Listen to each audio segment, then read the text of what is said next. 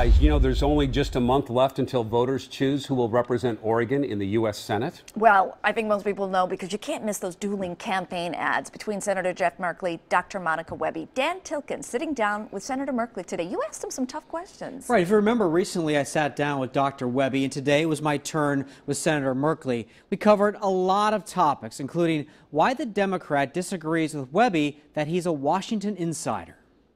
These out-of-state oil and coal billionaires. Jeff Merkley blasts his Republican opponent Monica Webby and the millions spent on campaign ads for her by a conservative political action committee. You criticize Monica Webby for being controlled by the Koch brothers' influences. If you look at this voting record, it looks like you're controlled by the Democratic Party.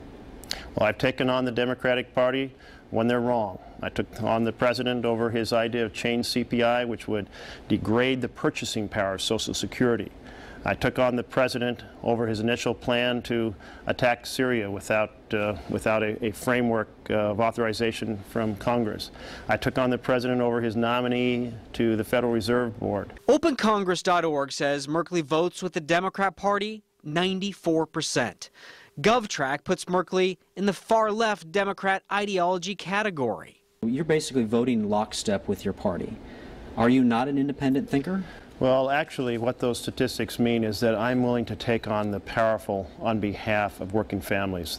When fellow Democrat Senator Ron Wyden recently endorsed Merkley. We'll probably send out homing pigeons before we're done in order to make sure people know about Jeff's record. Wyden talked about the fact Merkley has made few headlines with his work in Washington, D.C. I think that if I went out on the street and asked people to name something you have done in office, they couldn't do it.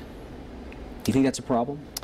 Well, certainly the fact is you get more done if you're more interested in actually doing good policy than politicizing it.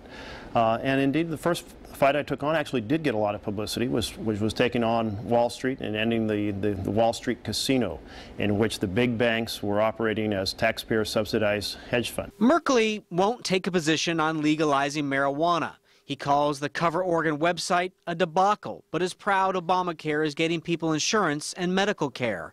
We talked about Iraq and ISIS. Merkley has been vocal about keeping American boots off the ground. Do you think the Obama administration and the Democratic Party left a power vacuum there that's led to this? No, actually, the power vacuum was created due to the failure of the Iraqi government, the infighting, and the fact that the Shiites in that government decided not to work in partnership with the Sunnis. They have fought each other forever.